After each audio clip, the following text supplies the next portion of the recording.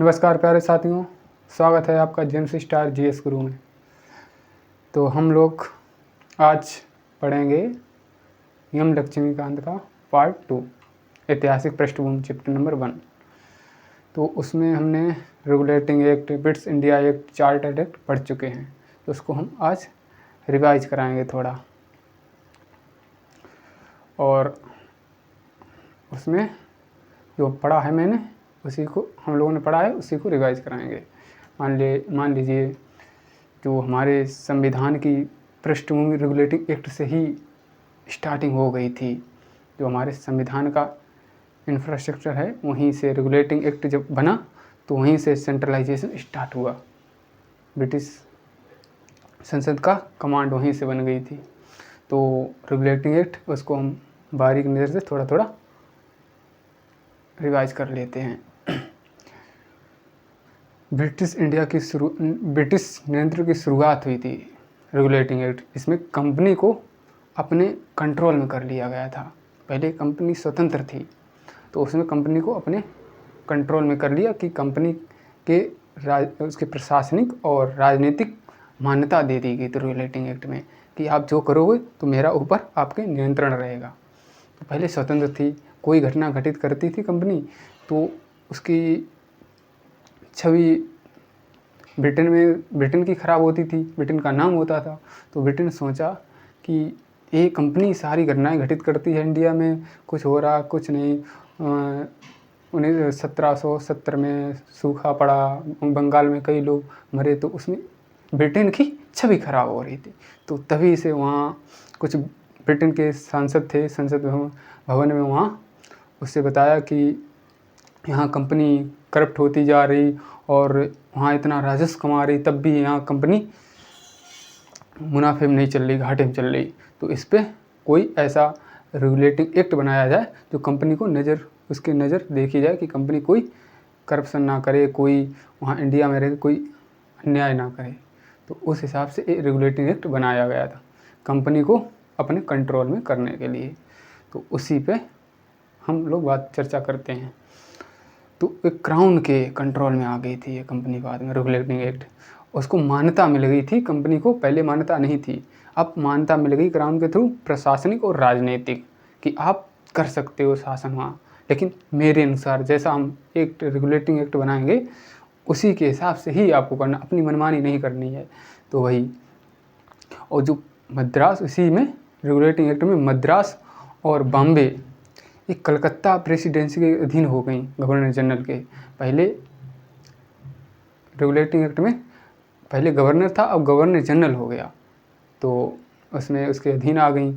और उसमें supreme court की एक न्याय व्यवस्था की सुधार उसमें स्थापना हुई। क्योंकि न्याय व्यवस्था की इसलिए स्थापना हुई कि कंपनी के अधिकारी जो थे अपने हिसाब से काम करते थे, उसको उन्हें देखने के लिए उनको कुछ, मान लीजिए इंडिया में कुछ घटना घटित कर रहे तो उनके ऊपर कोई संवैधानिक व्यवस्था नहीं थी और उनकी कोई जांच पड़ताल नहीं करता था। तो वहीं से रेगुलेटिंग एक्ट थ्रू एक सुप्रीम कोर्ट की स्थापना हुई।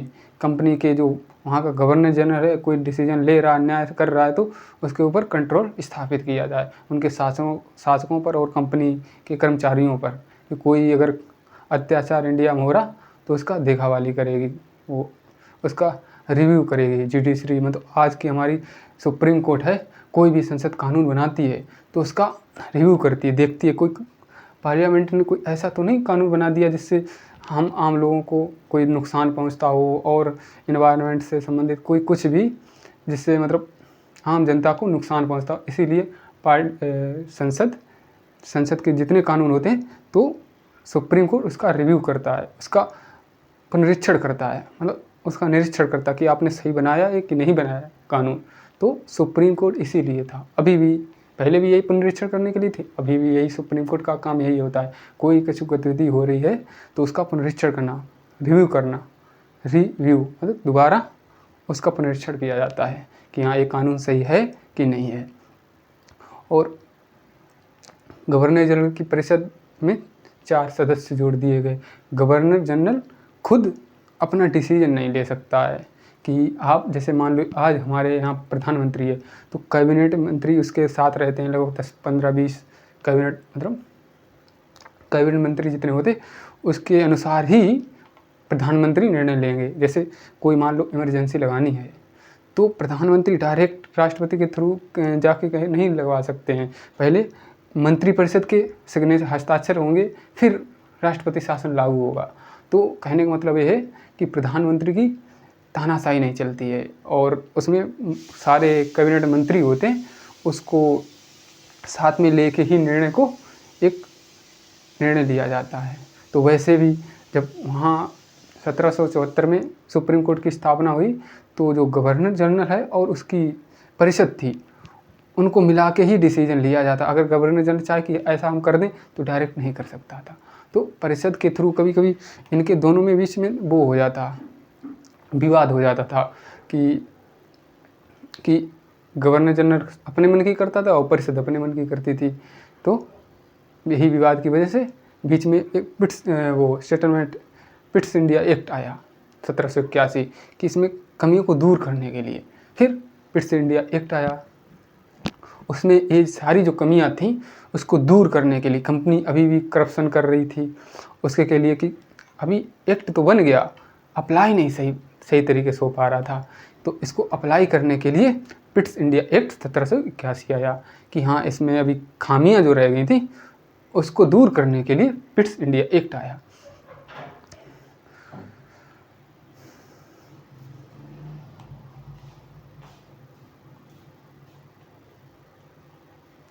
फिर पिट्स इंडिया एक्ट आया, तो उसमें कंपनी को राजस्व से संबंधित और व्यापार से संबंधित चीज़ों पर कमांड रोक बनाई गई कि आप ऐसा नहीं कर सकते, वैसा, मतलब बारीकी से अध्ययन उसमें किया गया था। फिर पिट्स इंडिया 1884 आया, उसमें सुधार किए, द्वैध शासन की स्थापना हुई, एक वो निर्देशक मंडल, उसमें द्वैध शासन मतलब एक निर्देशक मंडल था, एक नियंत्रण बोर्ड था। निर्देशक मंडल का मतलब था व्यापारिक मामले, उसमें व्यापारिक मामले से संबंधित था, और नियंत्रण बोर्ड जो राजनीतिक मामले जैसे नागरिक सैन्य राजस्व से संबंधित मामले उसमें देखे जाते थे, और निर्देशक मंडल व्यापारिक मामलों की जांच पड़ताल करता था।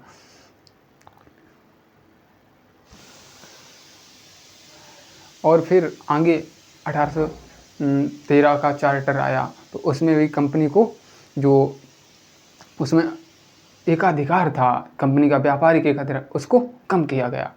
तो उसमें कंपनी के व्यापार को जैसे चीनी और चाय को छोड़ के सारे एकाधिकार उसके समाप्त कर दिए। व्यापार कैसे क्यों किए गए, इसका कारण था कि कंपनी में वहाँ जब इंग्लैंड में औद्योगिक क्रांति आ गई, वहाँ बड़े लेवल पर कंपनियाँ विकसित हुई, उन्हें एक मार्केट चाहिए था। मार्केट क्यों चाहिए था? क्योंकि वहाँ निवेश कर सकें, उन्हें प्रॉफिट हो सके। ऐसा कोई बड़ा बाज़ार नहीं था, इंडिया बाज़ार था। तो यहीं सारी कंपनियां मांग करने लगी कि ईस्ट इंडिया कंपनी को ही ऐसा क्यों छूट दी गई कि वही वहाँ व्यापार कर सकती, हम लोग क्यों नहीं। तो ये कोलाहल मचाल हुई वहाँ संसद में। तो फिर वहाँ की संसद ने, क्राउन ने ये कहा कि अब जो और सारी कंपनियां हैं वो भी इंडिया में व्यापार कर सकती हैं। मतलब पहले क्यों नहीं था उनको अधिकार, कैसे छूट नहीं थी उनको, अगर करेंगे ये टैक्स देना पड़े वो, तो इससे मतलब पहले कंपनी आती नहीं थी, तो छूट नहीं थी। मान लो हमारे यहाँ कोई भी कंपनी निवेश करना चाहती है तो उसे पहले राहत दी जाती, आप यहाँ आओ तो आपको हम ये सुविधा देंगे वो सुविधा देंगे, तो आती हैं कंपनियाँ कि हाँ यहाँ सब ये सुविधा मिली। कोई कंपनी व्यापार करती है दूसरे देश से तो उसे एक होता है फ्री ट्रेड एग्रीमेंट FTA, तो उसमें छूट मिलती, तो यहाँ निवेश मतलब चीज़ों को यहाँ निर्यात ज़्यादा करेगा इंडिया में। तो अगर छूट नहीं मिलेगी तो वो नहीं, अगर महंगी मतलब वहाँ उसकी 2 रुपये की चीज़ है किसी देश में, तो यहाँ FTA फ्री ट्रेड एग्रीमेंट कर दिया, तो वही मान लो 1 रुपये की चीज़ हो गई, तो उसे प्रॉफिट हो गया 2 रुपये, तो यहाँ बिक जाएगी इंडिया में। तो उसके हिसाब से ही तो ऐसे धीरे धीरे कंपनी के जो अन्य तो कंपनियाँ थीं वो इंडिया में आईं, और कंपनी का, ईस्ट इंडिया कंपनी का सिर्फ एकाधिकार सिर्फ एक जगह वहाँ पर रहा, चीन से व्यापार और चीन से व्यापार अफीम से संबंधित इन्हीं क्षेत्रों में उसका एकाधिकार रहा। 1833 जाके ये भी एकाधिकार समाप्त हो गया। सिर्फ वह प्रशासनिक चीज़ें ही देख सकती, व्यापार उसका प्रतिबंध लगा दिया, व्यापार नहीं कर सकती कंपनी। तो एकाधिकार को समाप्त किया गया। और शिक्षा हेतु प्रावधान, और यहाँ 1813 में फिर शिक्षक जैसे मिशनरी आए, स्कूल यहाँ खोले, प्रबुद्ध किया, सबको शिक्षित किया, यहाँ स्कूल खोले, सब ईसाई मिशनरियों ने अपना संदेश दिया कि ईसाई धर्म ऐसा है वैसा है, मतलब अपने धर्म की बड़ाई करके यहाँ सबको रिझाया अपने धर्म के लिए।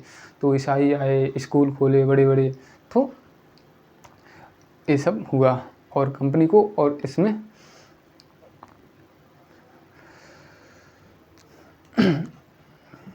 20 वर्ष के लिए इसमें जो आगे तो 1833 का चार्टर, तो वहाँ चाय और चीन के व्यापार को समाप्त कर दिया गया। अब आपका एकाधिकार समाप्त हुआ। बंगाल के गवर्नर जनरल को अब भारत का गवर्नर जनरल कहा गया 1833 में। पहले बंगाल का गवर्नर जनरल था, अब पूरे भारत का गवर्नर जनरल हो गया। पहले प्रथम गवर्नर जनरल कौन थे? Lord William Bentinck. भारतीय कानून में लिपिबद्ध करने हेतु विधि आयोग का गठन किया गया, मतलब विधि आयोग आया। विधि आयोग कौन लाया था? Lord Macaulay. लॉर्ड मैकाले को यहाँ आधुनिक शिक्षा का जनक कहा जाता है हमारे यहाँ, मैकाले शिक्षा नीति। तो हम लोग आज जो पढ़ रहे हैं ना, वो लॉर्ड मैकाले की देन है, उसी ने ये सब शिक्षा व्यवस्था यहाँ स्टार्ट की। और फिर चार्टर एक्ट 1853 आया, वो तो ये हम सब लोगों ने पढ़ा है। अब आगे हम पढ़ते हैं, फटाफट रिवाइज कराएंगे हम लोग।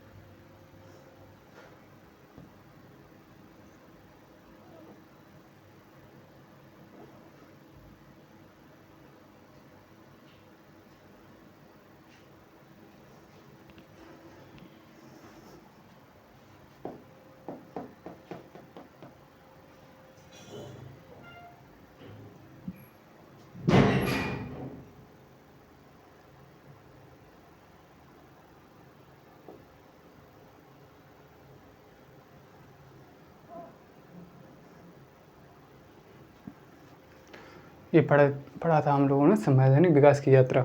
सुपरफास्ट रिवीजन करा दे रहे हैं आपको।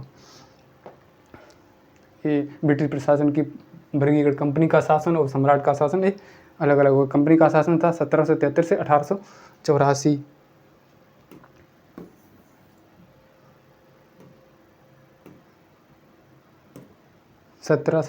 से 1858 तक कंपनी का शासन, और इसका 1858 से 1947 स्वतंत्रता तक ये शासन रहा क्राउन का। तो आगे और ये रेगुलेटिंग एक्ट 1773 संविधान, इसमें EIC के कार्यों को नियमित और नियंत्रित करने का वाला पहला कदम था, ये आपको पढ़ाए थे। और बंगाल का गवर्नर अब बंगाल गवर्नर जनरल बन गया। और 1773 में सहायता के लिए 4 सदस्यीय कार्यकारी परिषद का गठन किया गया। और अब बंगाल के कंट्रोल में कौन आने लगी? मद्रास और बॉम्बे आने लगी। और प्रथम गवर्नर जनरल थे लॉर्ड वारेन हेस्टिंग्स।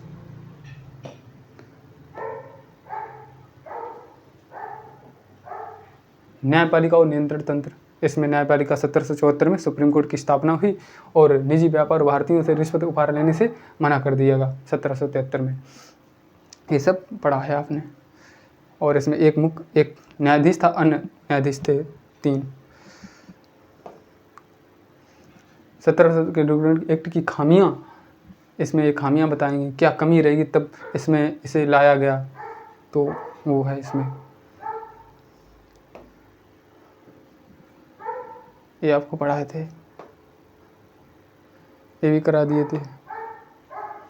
ब्रिटिश शासन के भारत के प्रमुख अधिनियम और 1700 का ये भी पढ़ाया आपको, वही अधिनियम, प्रमुख अधिनियम। कमियों को दूर करने के लिए ब्रिटिश संसद द्वारा निरंतर सुधार किया गया। कंपनी के पॉलिटिकल और कॉमर्शियल कारणों को ऐतिहासिक विभाजन किया गया। राजनीतिक और व्यापारिक मामले को अलग अलग कर दिया गया। और गवर्नर जनरल की शक्तियों का विस्तार और शक्तियों का केंद्रीकरण, राजा के पास मतलब क्राउन के पास इसका सेंट्रलाइजेशन कर दिया। सेंट्रलाइजेशन के थ्रू ही इसमें क्राउन को, जो गवर्नर जनरल को शक्तियाँ दी गई। फिर बाद के एक्ट में इसे शक्तियाँ दी गई, क्योंकि परिषद के बीच इनका दोनों का मतभेद रहता था, आपस में लड़ाई झगड़ा होता कि मेरी नहीं चलती। तो बाद में जो गवर्नर जनरल थे उनको शक्तियाँ ज़्यादा दे दी गई और परिषद को कमज़ोर कर दिया गया। ये तो बंदोबस्त अधिनियम 1781, 1751 रूल एक्ट की कमियों को दूर सुधार किया गया।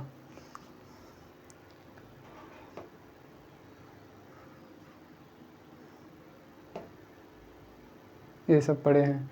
1786 का अधिनियम और 1797 का चार्टर कानून, ये लॉर्ड कॉर्नवालिस को बंगाल का गवर्नर जनरल नियुक्त किया गया।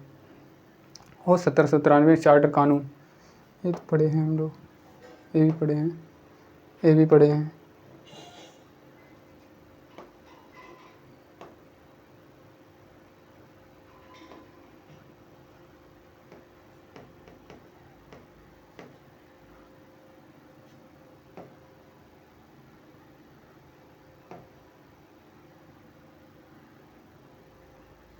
अब ये हम नहीं पढ़े हैं, तो यहाँ से स्टार्ट करते हैं हम लोग।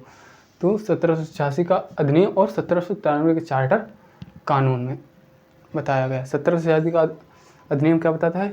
लॉर्ड कॉर्नवालिस को बंगाल का गवर्नर जनरल नियुक्त किया गया। जो कॉर्नवालिस थे वो गवर्नर जनरल नियुक्त किया गया। विशेष मामलों में अपनी काउंसिल के निर्णय को रद्द करने और अधिभावी करने की शक्ति, मतलब उनकी ना मान के अपनी चलाना, अपने निर्णय को तवज्जो देना, अधिभावी।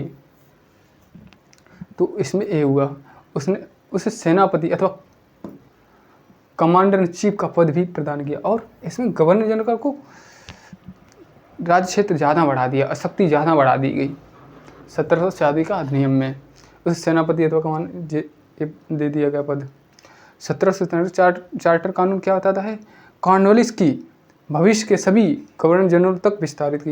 ये सब जो आएंगे आगे गवर्नर, उनको सबको विस्तारित किया गया, वहाँ तक वो सब इसका फ़ायदा उठाएंगे। अधीनस्थ बॉम्बे और मद्रास के रेजिडेंटों पर गवर्नर जनरल का नियंत्रण और अधिक सशक्त हुआ। कंपनी के व्यापारिक एकाधिकार को 20 वर्षों के लिए, इसकी खास बात थी कंपनी की, जो इसकी एक खास बात है 1793 एक्ट का चार्टर कानून, खास एक बात है, इसने कंपनी के व्यापारिक एकाधिकार को 20 वर्ष बढ़ा दिया कि 20 वर्ष तक कंपनी का कोई बाल वाका नहीं कर सकता व्यापार में। फिर इसको बदला गया 1813 में। और बोर्ड ऑफ कंट्रोल के सदस्यों का भुगतान भारतीय राजस्व से करने की व्यवस्था। और जो बोर्ड ऑफ कंट्रोल था, जो कंपनी को नियंत्रण करता था, तो उसी जो कंपनी से राजस्व कमाया जाता था, उसी से उसकी सैलरी दी जाती थी। चार्टर कानून 1813, ये इम्पोर्टेंट है बहुत आपके लिए, ये यहीं से क्वेश्चन कई बार बनते हैं। भारत में कंपनी के व्यापारिक एकाधिकार को समाप्त कर दिया गया।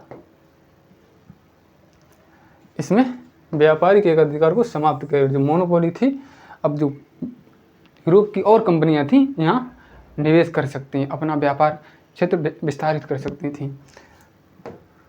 भारतीय व्यापार को सभी ब्रिटिश व्यापारियों के लिए पूरी तरह खोल दिया। क्यों खोला गया? क्योंकि उस समय वहाँ औद्योगिक क्रांति हो गई थी बड़े लेवल पे, बड़ी बड़ी इंडस्ट्रियल कंपनियाँ बनी और अपना जो इन्वेस्टमेंट करने के लिए दूसरे देशों में कंपनी में बड़ी लेवल की जनसंख्या थी और यहाँ उन्हें भारी भरकम वो इन्वेस्ट करने का एक चांस था कि मतलब यहाँ बहुत, अभी भी यहाँ कई कंपनियाँ आती हैं। हमारे आधुनिक भारत में भी अभी कई कंपनियाँ यहाँ, मन उनका रहता है कि यहाँ इंडिया में अपनी कंपनी को एक ब्रांच खोलें, जाके वहाँ अपना इन्वेस्टमेंट करें, तो अभी भी करती हैं। अब बात क्या है? चाय का व्यापार, जो इसमें एक्ट में चाय और अफीम चीन के साथ चाय का व्यापार के साथ और कंपनी का अधिकार बरकरार रहा। चीन के साथ और चाय का व्यापार बरकरार रहा, इसमें कंपनी को मोनोपोली रही थी। ये जाके 1833 में इस चार्टर में ये मोनोपोली एबी वाली समाप्त हुई। तो इस कानून में भारत की कंपनी शासित क्षेत्रों में ब्रिटेन के राजा क्राउन की संप्रभुता को प्रकट करने की स्थापित। और अब इस समय ब्रिटेन की संप्रभुता को प्रकट करने के लिए कहा गया कि अब ब्रिटेन ही यहाँ सब कुछ करता धरता है, कंपनी उसका इम्प्लीमेंट करेगा। कोई भी मतलब कोई बड़ा अधिकारी जब मालिक संसद कानून बनाती है तो डीएम क्या करता है, उसकी योजनाओं को इम्प्लीमेंट करता है, लागू करता है, छोटे से छोटे लोगों को उसकी योजना का लाभ पहुंचाता है। डीएम का यही कार्य रहता है। कोई भी है छोटा से छोटा बंदा उसको लाभ पहुंचे। जो गवर्नमेंट बना रही है, संसद भवन हमारे कोई एक्ट पारित कर रही तो नीचे लेवल लो लेवल पर काम करता है डीएम। वो सब लोगों को देखभाल करके जो उस लायक है, योजना के लायक है तो देता है। जैसे कॉलोनी है और शौचालय हैं, ये सब पुनरीक्षण किया जाता है। तब अगर कोई फ़ायदा ना उठा ले तो उसका, जैसे मान लीजिए राशन से संबंधित चीज़ें, किसका फर्जी राशन कार्ड है, तो इस चीज़ें बारीक लेवल पर डीएम के थ्रू सारी चीज़ें हैंडल होती हैं इस राज्य में, ज़िले में। ये अधिनियम कंपनी के विशुद्ध व्यापारिक निकाय से प्रशासनिक निकाय बनाने की दिशा में एक निर्णायक कदम था। विशुद्ध मतलब अब व्यापारिक निकाय नहीं रहा, अब प्रशासनिक कार्य करने लगी कंपनी, प्रशासन को देखना। वहाँ से एक्ट कौन बनाता था?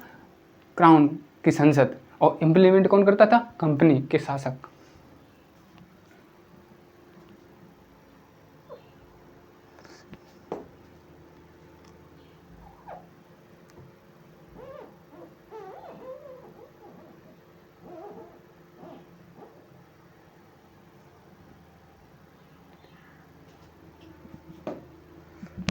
ब्रिटिश प्रशासनिक विकास तुलनात्मक विश्लेषण 1781 से 1813 का शक्तियों का विश्लेषण किया गया। शक्तियों का क्रमिक स्थानांतरण और कंपनी का रूपांतरण। अधिनियम 1784 व्यापारिक एकता पूर्ण रूप से सुरक्षित। जो 1784 में थे व्यापारिक एकता पूर्ण रूप से सुरक्षित थे। राजनीतिक नियंत्रण स्थापित हो गया। Board of control, governor general की स्थिति को काउंसिल के अधीन, जो काउंसिल के अधीन थी, परिषद के अधीन थी गवर्नर जनरल की। अगर परिषद चाह रही, मतलब अगर गवर्नर जनरल और परिषद विवाद हुआ तो किसी की नहीं मानी जाएगी। तो यही तो बाद में गवर्नर जनरल की शक्तियाँ बढ़ाई, उसमें विवाद होता रहता था परिषद और गवर्नर जनरल की शक्ति में। मतलब अगर परिषद के 4 सदस्य हैं, उसमें आधे सदस्यों ने कह दिया कि हमारा ये निर्णय ऐसा हो तो उसकी मानी जाए, गवर्नर जनरल की नहीं मानी जाती। तो जैसे हमारे सुप्रीम कोर्ट नहीं, कोई बेंच बैठती है तो 7 की बेंच बैठी, 3 की बेंच बैठी, तो 2 ने 4 की बेंच बैठी और 3 ने कह दिया और 2 ने अलग कह दिया, चाहे भले चीफ जस्टिस हो उसमें, लेकिन उनकी मानी जाती है। तो वही 1786 से 1793 20 वर्षों के लिए विस्तारित, इसके व्यापार 20 वर्षों को विस्तारित करते हैं। ब्रिटिश सरकार का बढ़ता प्रभाव, और यहाँ ब्रिटिश सरकार का बढ़ता प्रभाव दिखा। और बम्बे और मद्रास का सर्वोच्चता, और बम्बे जो मद्रास पर सर्वोच्चता स्थापित कर उसे अधीन कर लिया। बंगाल के गवर्नर जनरल के अधीन ये प्रेसिडेंसी रही थी। और 1813 में समाप्त। चाय और चीन को छोड़कर सारे एकाधिकार समाप्त हो गए कंपनी के। जो चाय का व्यापार था और चीन से जो व्यापार होता था, रेशम है और अफीम है, इनसे ये व्यापार होता रहा। इसे मोनोपोली मिली कंपनी को तब भी। और प्रशासनिक शक्तियों को भारी वृद्धि, और प्रशासनिक शक्तियों में वृद्धि भी हुई। निष्कर्ष 30 वर्षों का कालखंड 1781 से 1813 ईस्ट इंडिया कंपनी के व्यापार से संप्रभु शासक बनने का उस पर ब्रिटिश संसद के पूर्ण नियंत्रण की वास्तुशिल्प है। उसमें मतलब इतने 30 वर्षों में कंपनी ने अपने प्रशासनिक चीज़ों में वो विस्तार किया। अब ऐतिहासिक पृष्ठभूमि ब्रिटिश भारत के अधिनियम। ब्रिटिश भारत के अधिनियम क्या क्या थे? 1833 है, 1853 है, गवर्नमेंट इंडिया एक्ट 1858 है। जो गवर्नमेंट इंडिया 1858 कब बना? क्यों? जब भारत में 1857 की क्रांति हुई तो इसको ब्रिटिश क्राउन और कंपनी को हिला दिया कि अब भारत वाले जागरूक हो गए हैं, अब ये मतलब स्वतंत्रता ले ही लेंगे। अब ऐसा करो, कुछ इनको लालच दो कि आपको हम भागीदारी देंगे, आपके यहाँ के राज्य में, आपके भारत में जो जो सदस्य हैं उन्हें भागीदार बनाएंगे प्रशासन में। तो ये लालच दिया धीरे धीरे। ऐसे लालच देते देते देते देते हमारे भारत के लोगों की लालसाएं और बढ़ती गईं, लालसाएं बढ़ती गईं। धीरे धीरे उनके अंदर स्वतंत्रता का ख्वाब रचने लगा। स्वतंत्रता का ख्वाब रचने तो इनको कंपनी वालों को लगा और क्राउन को, वहाँ ब्रिटेन वालों को लगा कि ये तो अब इनकी लालसाएं बढ़ती जा रही। तो उन्हें हताशा किया, निराशा किया। लेकिन हमारे इंडिया के लोग नहीं माने। उन्होंने ठान लिया था हमें स्वतंत्रता लेनी है, लेनी है, लेनी है, हमें अपना संविधान बनाना है। तो धीरे धीरे लगे रहे, डटे रहे, कोई काम हो लगे रहो, डटे रहो, चाहे भले जितना तुम्हारा विरोध हो उस पर असूलों पर डटे रहो अपने। कोई कहे कुछ भी कि तुम ऐसे हो वैसे हो, नहीं, कहने दो दुनिया को कहने। दुनिया तो कहने के लिए बनी है, अपने पथ पर बने रहो। तो उसी हिसाब से इंडिया के लोग जितने स्वतंत्रता सेनानी थे, हमारे राजनेता थे, वो अपनी स्वतंत्रता के लिए लगातार जद्दोजहद करते रहे और अंत में उनका परिणाम सकारात्मक आया, स्वतंत्रता मिली। और यही जो इंडिया ब्रिटेन के लोग थे यहाँ से गए। तो कोई चीज़ में होता है, समय लगता है, समय लगता है तो परिणाम आता है ज़रूर। तो कोई चीज़ में समय लगेगा तो उसका परिणाम ज़रूर आएगा। तुरंत चाहो कि हमें कोई चीज़ तुरंत मिल जाए तो वो नहीं मिलती है। सबको लगता है कि अच्छा अभी इतना मिले ही नहीं है। कुछ कोई होता है एग्ज़ाम से संबंधित, कोई आप किसी संबंध को समझिए, उसमें अगर समय दोगे आप तो उसमें पॉजिटिव निकलेगा ही निष्कर्ष। अगर समय नहीं है तो नहीं दोगे तो नहीं, लेकिन समय जिसने दिया है चाहे भले लेट हो उसका, लेकिन उसका पॉजिटिव रिजल्ट आता ही है। तत्कालिक सुख तो सबको मिलता है। अगर कोई निर्णय तत्कालिक हिसाब से लोगे, तत्कालिक के लिए अच्छा होता है, बहुत अच्छा लगेगा, सब आपकी वाहवाही करेंगे। लॉन्ग टर्म जो निर्णय लेता है उसे तुरंत के लिए बड़ा मजबूत बनना पड़ता है, उसे बहुत कुछ सहन करने पड़ता है। कुछ दुनिया के लोग कुछ भी कहेंगे, ये कहेंगे वो कहें, तत्कालिक रिजल्ट बड़ा आप अच्छा कर सकते, दिखा सकते हैं हमने बहुत अच्छा किया, लेकिन लॉन्ग टर्म में लिया गया निर्णय तुरंत के लिए बड़ा खतरनाक होता है। सब तुम्हारी वो कहेंगे ऐसा है वैसा है। जब लॉन्ग टर्म में लंबा जब पीरियड होने के बाद जब उसका निष्कर्ष आता है, बड़े लेवल का आता है, तो दुनिया जो है चकाचौंध हो जाती है। देखती अच्छा एक कर दिया तुमने, वो कर दिया, हम नहीं समझते थे, अच्छा हम तो पहले ही समझते थे कि आप कर दोगे। तो उसका सकारात्मक करने लगती है। तो तभी कहते हैं ना, दुनिया में भांति भांति के लोग पड़े हैं। कोई कुछ कहेगा, कोई कुछ कहेगा, अपने पथ पर अडिग रहो। दिनकर की एक कविता है कि अपने पथ पर अडिग रहो, कि कुछ भी दुनिया विरोध करेगी, ताना मारेगी, साहसी मतलब सब कुछ कहेंगे दुनिया वाले, लेकिन पथ तुमने जो पथ चूज कर लिया उस पर भटको ना, चलते रहो, सब खींचेंगे। वही नहीं, कुत्ता और हाथी की कहानी हम लोगों ने पढ़ी होगी। हाथी चलता जाता है, कुत्ते भौंकते रहते। एक समय आता है कुत्ते भौंक भौंक के थक जाते, हाथी अपने पथ पर सीधे चलता चला जाता। कुत्तों को लगता है कि क्या मेरा जितना एफर्ट हम दे रहे हैं इसके प्रति, मतलब इसको दे रहे, इसका कोई फ़र्क ही नहीं पड़ रहा, ये अपने पथ पर लीन है, जाता सीधा जा रहा है। तो भौंकने वाले भौंकते रहते हैं। जो हाथी की चाल चलता रहता धीरे धीरे, हाथी धीरे धीरे डिग डिग डिग डिग डिग डिग धीरे धीरे चलता है और अपने गंतव्य पहुंच जाता है। और कुत्ते भौंकते भौंकते थक जाते हैं, बेहोशी अवस्था में होके वहीं गिर जाते हैं। तो दुनिया में ऐसे लोग हैं। ऐतिहासिक पृष्ठभूमि ब्रिटिश भारत के अधिनियम, तो ये है ब्रिटिश भारत के केंद्रीकृत सेंट्रलाइजेशन से लेकर ताज के शासन, क्राउन रूल तक का सफ़र, क्राउन रूल। तो ये देखिए पृष्ठभूमि 1833 कॉन्टेक्स्ट में, और 1833 केंद्रीकरण का चरम स्तर था। ये पृष्ठभूमि बनी, एक केंद्रीकरण का चरम रूप आया। यहाँ सब क्राउन के अधीन सब। 1853 शक्तियों का पृथक्करण, फिर उनको शक्तियों को पृथक्करण कर दिया कि ये ना रहे कि इसके जो करप्शन है, भ्रष्टाचार, कंपनी को देखने के लिए कि शक्ति तुम राजनीतिक कार्य करो, तुम प्रशासनिक कार्य करो, तो शक्तियों को पृथक्करण कर दिया गया कि आप ये करो, आप वो करो। जब बड़ा प्रशासन होगा, नहीं मान लो आपके घर में बड़ा कोई काम हो उसमें सबको बांट दिया, आप ये करो, ये आप वो करो। तो बड़ा जब प्रशासन हो जाता तो शक्तियों को पृथक कर दिया जाता कि आपकी जिम्मेदारी ये है, आपकी जिम्मेदारी ये है। तो जैसे घर में ही कोई लोग हैं, कोई किसी क्षेत्र में एक्सपर्ट हैं, कोई किसी क्षेत्र में, तो आपसे उनसे कह दिया आप इस चीज़ का देखते रहो, आप इस चीज़ का, हम इस चीज़ का, तो स्पेशलाइजेशन हो जाता है और पृथक्करण भी हो जाता है। उस क्षेत्र में वो व्यक्ति सर्वज्ञाता भी बन जाता है, ज्ञाता ही बन जाता है, सर्वज्ञाता बहुत बड़ा होता है, तो ज्ञाता बन जाता है और पार्टीशन हो जाता है शक्तियों का कि हाँ आपकी शक्ति ये है, आप ये कर सकते हो। 1858 ताज का शासन, 1858 ताज का शासन, क्योंकि 1858 की क्रांति ने ताज का शासन के लिए बैकग्राउंड बना दिया कि इंडिया के लोग अब मानेंगे नहीं, यहाँ की सेना में इनका रेशियो कम किया जाए और इनको थोड़ी शासन में भागीदारी दो, लालच दो, तभी ये रिवोल्ट नहीं करेंगे। तो ये बैकग्राउंड है सब। तो 1833 से पहले के महत्वपूर्ण बदलाव क्या थे? ईसाई मिशनरी का प्रवेश।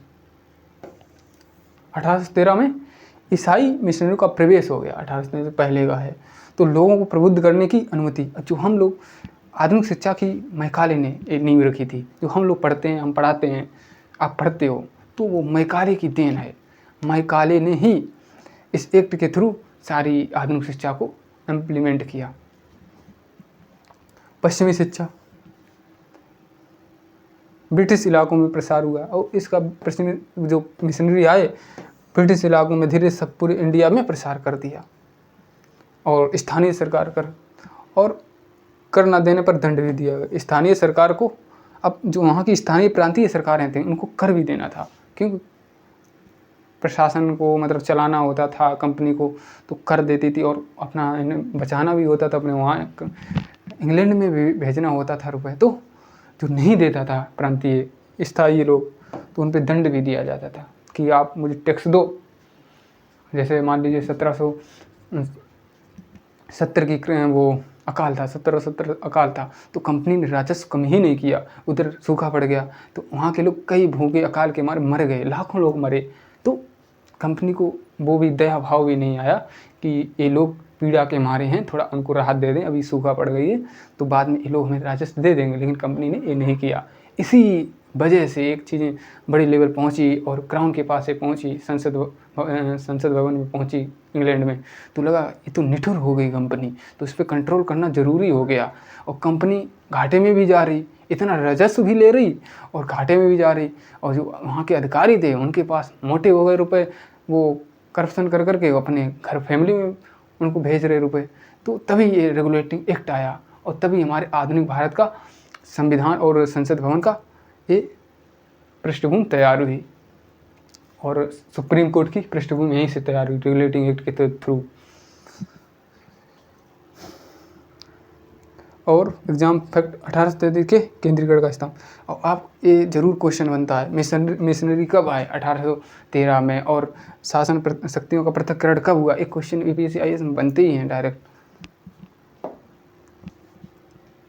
और 1833 का चार्टर अधिनियम केंद्रीकरण का चरम स्तर, तो 1833 का चार्टर था केंद्रीकरण चरम स्तर, यहाँ सारी शक्तियाँ क्राउन को दी गई, सारी हैंडल कौन करता था, जो क्राउन। आपको बता दें जो क्राउन था, क्राउन के अधीन ये आते थे, गवर्नर है, गवर्नर जनरल और वायसराय। ये पहले तो गवर्नर था, फिर गवर्नर जनरल बना, फिर भारत का गवर्नर जनरल बना, फिर वायसराय बना।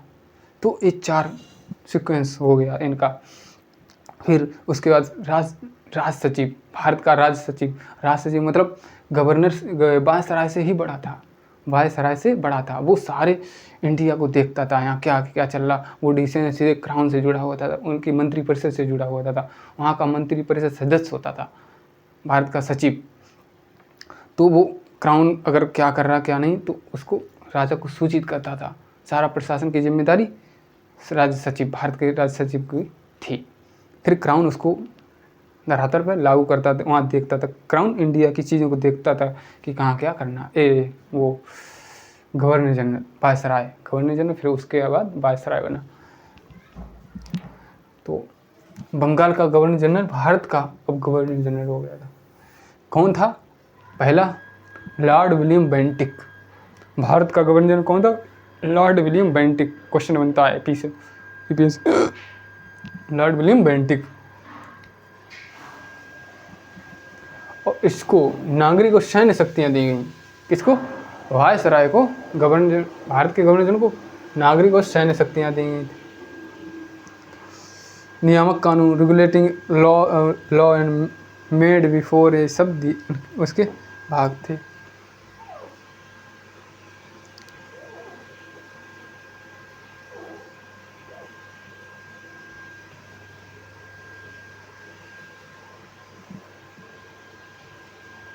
मद्रास और बम्बई उसके अधीन आ गई। विधायी शक्तियाँ स्टार्ट हुई।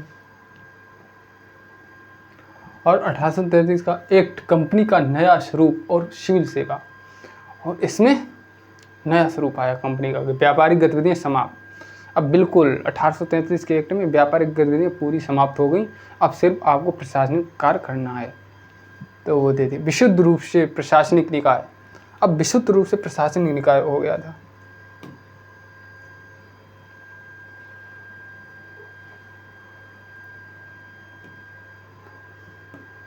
अब विशुद्ध रूप से प्रशासनिक निकाय। अब ब्रिटिश राजशाही के विश्वास के तहत, जो क्राउन था उसके तहत उनके उसका विश्वासी था क्राउन, उसके अधीन ही कार्य करता है ना। तो सिविल सेवा खुली प्रतियोगिता, ये पहले 1833 आई खुली, मतलब इसका हुआ। फिर परिषद ने और इसको गवर्निंग काउंसिल ने, इसको बोर्ड ऑफ कंट्रोल ने, डायरेक्टरेट ने इसका विरोध किया, तो ये समाप्त, रद्द हो गई।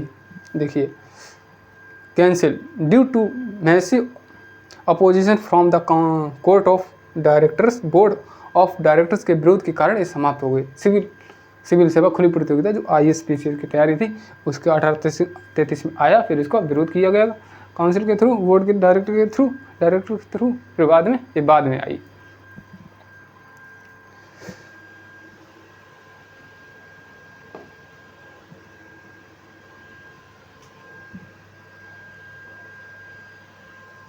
अठारह 53 का चार्टर अधिनियम, शक्तियों का पृथक्करण। अब शक्तियों का पृथक्करण ये था, गवर्नर जनरल का परिषद, प्रशासनिक कार्य अलग और विधायी कार्य अलग हो गए।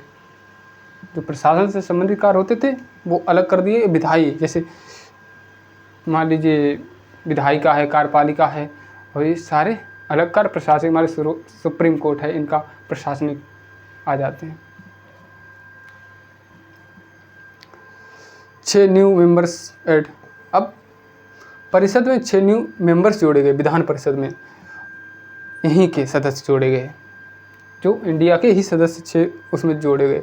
Creation of central legislative council, भारतीय विधान परिषद में। अब यहाँ के जो विधान परिषद, विधानसभा और केंद्रीय विधानसभा थी और विधान परिषद थी राज्य के स्तर पर। अब इसमें यहीं के लोगों को कुछ भागीदारी दी जाने लगी, क्योंकि अब कोई रिवोल्ट ना हो।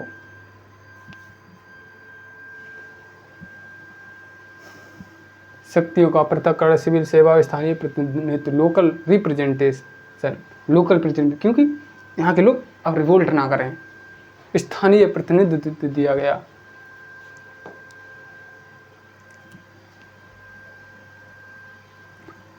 एक्ट, सिविल सेवा और स्थानीय प्रतिनिधित्व। अब यहाँ आया ये सब। खुली प्रतियोगिता व्यवस्था, ओपन, अब सक्सेसफुल हुई। और जब 1833 थी वहाँ नहीं खुली प्रतियोगिता आई, रद्द हो गई। डायरेक्ट बोर्ड ऑफ कंट्रोल ने उसे रद्द करा दिया, लॉर्ड मैकाले लाए थे। और अब खुली प्रतियोगिता व्यवस्था की successful, open competitive system successful. Macaulay समिति कब आई? 1854। 6 new member central legislative council में। अब 6 न्यू मेंबर और जोड़ दिए, ऐड कर दिए गए, जो कि स्थानीय लेवल के। अपोजिशन बाई गवर्नर जनरल 2 और अपॉइंटेड बाई गवर्नर जनरल 2 और appointed by provisional governor. Bengal एवं मद्रास है और बम्बई है, ये आगरा, ये सारे जोड़े गए। कभी भी समाप्त किया जा सकता था। और ये सब है।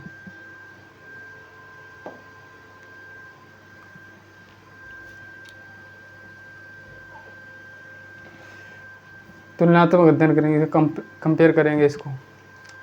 शक्तियों का शुरू 1853 केंद्रीकरण हो गया, 1853 विकेंद्रीकरण की शुरुआत हुई। पहले तो खूब क्राउन ने सोचा मेरे कंट्रोल, मेरे अधीनस्थ रहें सारी चीज़ें, गवर्नर और राज सचिव जो भारत का राज है। अब 1853 में विकेंद्रीकरण की शुरुआत हुई कि अब चीज़ों को विकेंद्रीकृत कर दिया, शक्तियों को पृथक्करण कर दिया जाए। अब प्रशासन बड़ा हो गया था, कंपनी ने विस्तार कर लिया था बड़े लेवल पर, तो शक्तियों का पृथक्करण यहीं से स्टार्ट हो गया था। फिर धीरे धीरे भारतीय लोगों इसमें प्रशासन में भागीदारी मिलने लगी, तो यहाँ से शक्तियों का पृथक्करण हो गया 1853 में। विकेंद्रीकरण की शुरुआत, विधायिका मिक्स सीएजी और इसमें थी छोटी संसद, सेपरेटेड बाय मिनी पार्लियामेंट, छोटी संसद थी। सिविल सेवा, अटेम्प्ट ऑफ फेल्ड रद्द, 1833 रद्द हुआ और यहाँ सक्सेसफुल हुआ। इम्प्लीमेंट मल्लार मैकाले समिति 1854। कंपनी का शासन, स्टैंड फॉर फिक्स्ड 20 ईयर, 20 वर्ष के लिए 1833 में इसे बढ़ा दिया गया, 1813 से 1833 तक।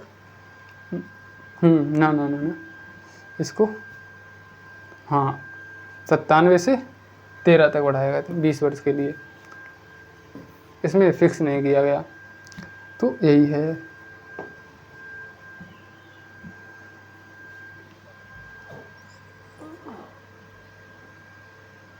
अब तक ताज का शासन 1858 से 1947। अब डायरेक्ट सत्ता किसके हाथ में, अब कंट्रोल कौन करेगा? पहले तो प्रशासनिक और राजनीतिक कार्य कंपनी को मान्यता मिली थी सिर्फ 1773 से और 1858 तक कंपनी को प्रशासनिक और राजनीतिक मान्यता मिली थी। तो उसके बाद डायरेक्ट अब किसके अधीन आई कंपनी? क्राउन के अधीन। कब से स्टार्ट हुई? 1858 से 1947। तो इसमें क्या लिखा? 1858 से 1947 डायरेक्ट क्राउन के अधीन। 1857 का भारत सरकार अधिनियम आया। 1857 के विद्रोह, प्रथम स्वतंत्रता संग्राम, विद्रोह की वजह से ही ये डायरेक्ट क्राउन के हाथ में आया कि अब उसने विश्वास दिलाया कंपनी ने, आपके साथ जो अत्याचार किया है कंपनी ने, अब मैं उस अत्याचार को नहीं होने दूंगा और आपकी इसमें भागीदारी रखूंगा। अब कोई भी अत्याचार होगा हम उसको देखेंगे, बढ़िया से विनियमित करेंगे, कंपनी कुछ भी नहीं करेगी। लेकिन एक कहने की बातें थी, अत्याचार होता रहा और टैक्स बढ़ता रहा। तो एक नहीं, छुरी से बचे तलवार पे गिर गए, तलवार से बचे छुरी पे गिर गए। तो कटना तो है ही, एक छोटे हथियार से कट जाओ या बड़े हथियार से कट जाओ, तो वो हो गया। पहले तलवार थी कंपनी, चाकू आ गया, छुरा से आ गए, छुरा मार कंपनी। मरना है, एक छोटे से मरो या बड़े से मरो, तो मरना है, वो हिसाब था। तो कंपनी भी खून चूस रही थी तब भी, वो क्राउन के थ्रू भी हो रहा था, खून चूस ही रहा था।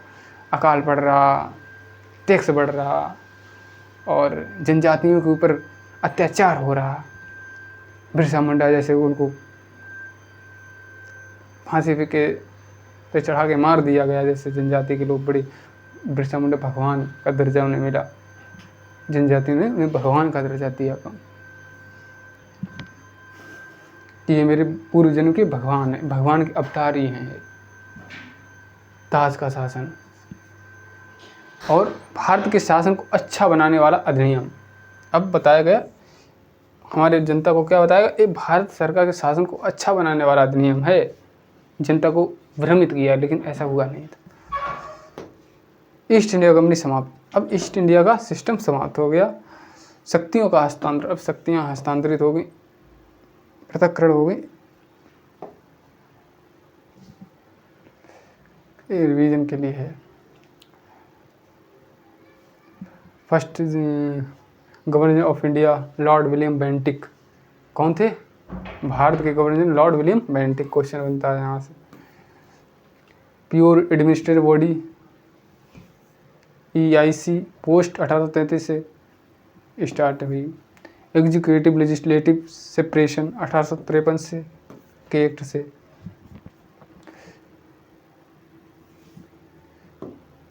मैकाले कमेटी सिविल सर्विस से संबंधित 1854। मैकाले किससे संबंधित? सिविल सर्विस से 1854 में। 1833 में आई तो डायरेक्ट बोर्ड ऑफ डायरेक्टर ने मना कर दिया, रोक लगा दी, और 1853 में ये मान्यता इसे मिल गई। 4 provisions with local representation Bengal, Madras, Bombay, Agra के लोकल रिप्रेजेंटेशन आ गए। एंड EIC समाप्त। इंडिया 1858 में EIC ईस्ट इंडिया कंपनी को शासन समाप्त हो गया। किस अधिनियम ने पहली बार गवर्नर जनरल की परिषद के विधायी और कार्यकारी कार्यों को अलग किया है? आंसर है विधायी और कार्यकारी का। जो विधायी थे और कार्यकारी उनको कौन सा किया? 1853। सिविल सेवा के संबंध में मैकाले समिति का गठन कब किया गया? क्वेश्चन यही बनता है 1854।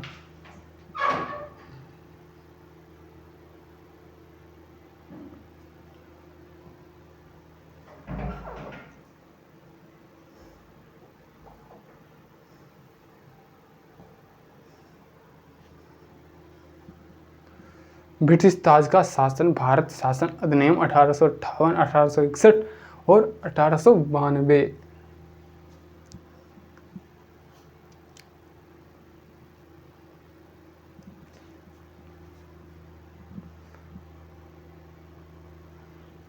अब आया 1857 की क्रांति हुई, फिर ब्रिटिश शासन आया 1858 में।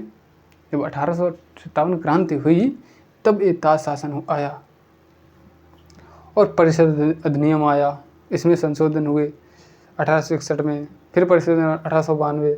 ये अधिनियम आते रहे, कंपनी इसमें भारतीयों की भागीदारी बढ़ती रही। ये परिषद अधिनियम क्यों आए? क्योंकि इसमें उनको फील हो गया था कि अब जनता रिवोल्ट करने के लिए तैयार है, मेरे पास इतनी जनता नहीं है, धीरे धीरे इनको रिप्रेजेंटेशन दें, अपने अधीन रखें, इन्हीं लोकल को इसमें भागीदारी दें, हम उनको फोड़े रहे हैं। मतलब उनको कहते हैं हाँ तुम्हारे, हम आधे लोगों से कहते हैं हम अत्याचार कर रहे हैं, आधे लोग सपोर्ट आप करो, तो ऐसे फोड़ के उनको कह रहे हैं हम आपको इसमें भागीदारी देंगे, आप मेरे साथ रहिए, रिवोल्ट ना करिए। तो एक लालच दे दिया धीरे धीरे, तो क्रांति और रिवोल्ट होना कम हो गए और थोड़ा अत्याचार भी कम कर दिया। तो ये धीरे धीरे, लेकिन हमारे जो भारतीय थे और उनके जो बच्चे थे, दूसरी जो पीढ़ी उनकी स्टार्ट हुई रिवोल्ट के बाद जो, तो वो उनके अंदर पढ़ने की वो आई और बताई कहानियाँ, उनके बच्चों को बताई कि हमारे यहाँ प्रशासन, वो देखते भी थे, बताए क्या जब प्रशासन ऐसी राजनीतिक गतिविधियाँ होती थी और कंपनी के साथ वो देखते थे, किसी के साथ अत्याचार करते, किसी की जान चला दिया, कि किसी को मार दिया, ऐसे कि वहाँ के जो शासक थे ऐसे करते थे। तो वहाँ के बच्चे जो थे देखते थे, धीरे धीरे उनके जो बड़े लोग थे वही बाहर पढ़ा पाए, जो आम लोग थे वो नहीं पढ़ा पाए। जो आज जितने बड़े नेता हैं वो बड़े घराने से थे ज़्यादातर, वो बढ़िया लेके पढ़ पाए, विदेश पढ़ पाए, तब उन्होंने क्रांति की। तो बाहर पढ़ने गए, मान लीजिए गांधी जी, नेहरू जी और कई ऐसे नेता, सुभाष चंद्र बोस, अम्बेडकर, ये लोग पढ़ने गए बाहर, इन्होंने जाना अपने भारत के बारे में, कैसी दशा यहाँ चल रही। तो फिर यहाँ वो इंडिया, वहाँ नौकरियाँ मिली वहाँ, लेकिन वहाँ नौकरियाँ ना करके अपने भारत आए और भारत को स्वतंत्रता दिलाने में अहम योगदान दिया। सुभाष चंद्र बोस जो कि सिविल सेवक बने, फिर नौकरी उन्होंने छोड़ दी IAS की, DM बने, फिर वहाँ की उन्होंने तब कम एज में वो DM बने थे। तो उन्होंने सब कुछ त्याग के अपने स्वतंत्रता संग्राम में भागीदारी दी। तो यही है। फिर ये परिषद अधिनियम आए, इन्हीं की देन से धीरे धीरे परिषद अधिनियम आए, उन्हीं की हिस्सेदारी हमारे आज के संविधान में, प्रशासन में दिखती है।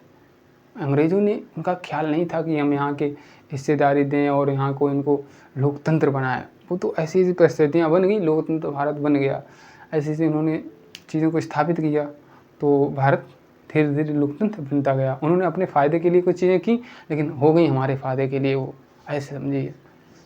उनका मकसद नहीं था इंडिया को फ़ायदा कुछ देना, उनको मकसद तो यही रहा कि यहाँ से लूटो खूंदो और भाग जाओ, यहाँ क्या करना है, यहाँ इन्वेस्टमेंट क्या करके करना है, यहाँ जितना है राजस्व प्राप्त करके यहाँ लूटो और इंडिया में भेजो। पहले उन्होंने यहाँ राजस्व दिया, उन्होंने जब यहाँ मसाले होते थे, तो वहाँ से सोने के गोल्ड के सिक्के लाते थे, इंडिया को दे देते, मसाले यहाँ से ले जाते थे। तो पहले उन्होंने अपने गोल्ड को यहाँ से ला के यहाँ लगाया और यहाँ से मसाले ले गए। फिर उन्हें याद आया हमने सारा तो गोल्ड अपना यहीं इन्वेस्टमेंट कर दिया मसालों में। तब उन्होंने प्लान बनाया कि ऐसा करें, अब यहीं के रुपए को यहीं के यूज करके व्यापार करें और यहाँ के और रुपए को अपने यहाँ ले जाएं। तो इसी को जब सारा राजस्व ले गए, इसी में दादा भाई नौरोजी ने तो अपनी एक पुस्तक बाहर निकासी द वेल्थ, वो एक उनकी पुस्तक है,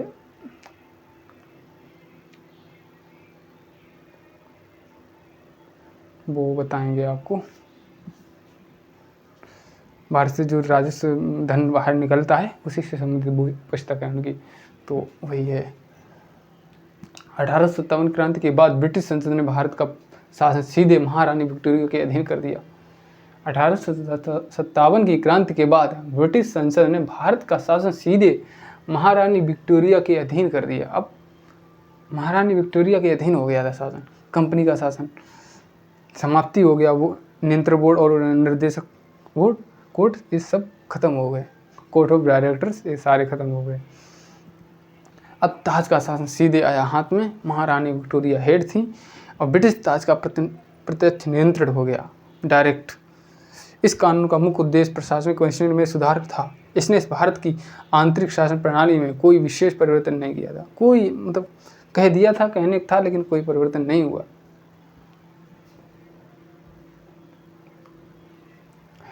और 1858 का नया प्रशासनिक ढांचा आया। ब्रिटिश पार्लियामेंट क्राउन, भारत के राज्य सचिव, secretary of state of India, viceroy. जो सचिव था वो बड़ा था, सचिव, Bharat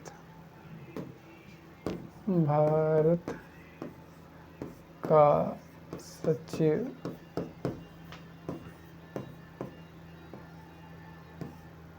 greater than viceroy.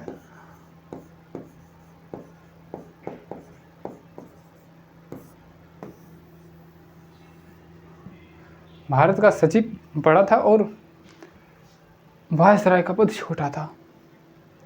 Governor general का पद नाम बदल कर वायसराय किया गया। अब प्रशासन बड़ा हो गया, अब महारानी के अधीन शासन हुआ। अब नाम भी बदल आ गया, गवर्नर जनरल, भारत का गवर्नर जनरल की वजह वायसराय कर दिया गया। अब वायसराय हो गया, मतलब पूरी सराय, मतलब एक होता नहीं ठहरने की जगह, वो उसे सराय कहते, तो उससे आप कन्वर्ट करके ध्यान रखो, वायसराय, सराय का हेड, मतलब पूरे भारत का हेड हो गया वही वायसराय। सराय मतलब एक, पहले नहीं कहते सराय रुक गए, मतलब एक ठहरने का स्थान को बोलते हैं सराय। तो पूरे भारत में ठहरे हुए लोगों को सराय कह दिए, तो उसके ऊपर हेड कौन, वायसराय, वायसराय हो गया। क्या लॉर्ड कैनिंग, वायसराय कौन था, प्रथम लॉर्ड वायसराय कौन था, लॉर्ड कैनिंग, प्रथम viceroy Lord Canning. Lord Canning 3 बार को, प्रथम वायसराय लॉर्ड कैनिंग, प्रथम भारत का गवर्नर जनरल विलियम बेंटिक, और प्रथम बंगाल का गवर्नर वारेन हेस्टिंग्स। तो ये चीज़ें याद रखना है, क्वेश्चन बनते ही हैं। और ब्रिटिश कैबिनेट से मेंबर रिस्पॉन्सिबल हुआ पार्लियामेंट, 15 सदस्यीय परिषद। अब 15 सदस्यीय परिषद आई। क्यों बनी ये परिषद? परिषद इसलिए बनी कि अब भी प्रशासन में कोई भ्रष्टाचार ना हो, उस पर नियंत्रण रखने के लिए 15 सदस्यीय परिषद बना दी गई। उसी समय कोई डिसीजन हो इसके थ्रू ही होगा। ये जांच पड़ताल करती थी, जासूसी का काम करती। इसमें भेजे गए कि कोई वायसराय कुछ वैसा तो नहीं कर रहा है जो यहाँ भ्रष्टाचार हो रहा, वहाँ रुपए भेज रहा, तो परिषद के थ्रू और ये चीज़ें रखी गई। राष्ट्र सचिव की परिषद का एक नियमित निकाय है, कारपोरेट बॉडी भी थी जिस पर भारत और इंग्लैंड के से मुकदमा किया जाता था। अब राष्ट्र सचिव कहीं इंग्लैंड और भारत में कहीं भी मुकदमा चला सकता था।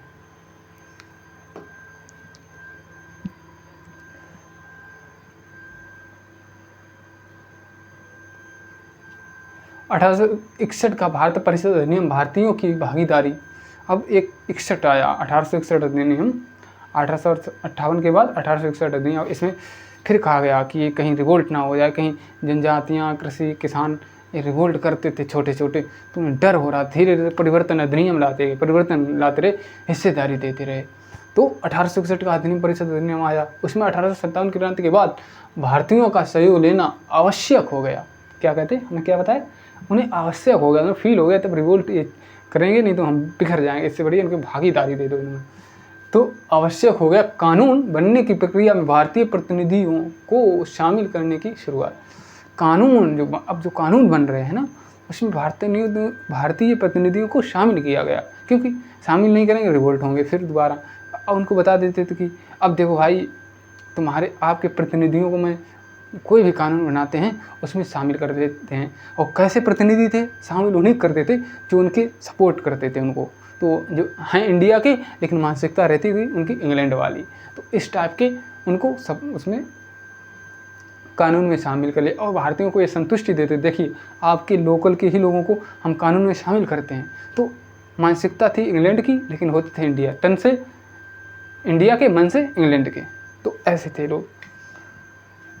की शुरुआत कर दी 1862 में लॉर्ड कैनिंग द्वारा विस्तारित परिषद में 3 गैर सरकारी नॉन ऑफिशियल सदस्य को नामित। अब जो 15 सदस्यीय परिषद थी वायसराय की, उसमें 3 सदस्य नॉन मतलब सिविल सादा, जो वो वहाँ के थे इंडिया के, गैर सदस्यों को का नामांकन हुआ। जैसे गैर सरकारी सदस्य कौन थे, बनारस के राजा, पटियाला के राजा और सर दिनकर राव, ये गैर सरकारी सदस्यों को उसमें शामिल किया गया। यह ब्रिटिश भारत के संवैधानिक और राजनीतिक इतिहास में एक बहुत महत्वपूर्ण अधिनियम था। ये पहला अधिनियम था इसमें प्राइवेट सदस्यों को, गैर सरकारी सदस्यों को शामिल किया गया। कोई परिषद में 15 सदस्यीय परिषद में 3 सदस्यीय गैर सरकारी हो गए।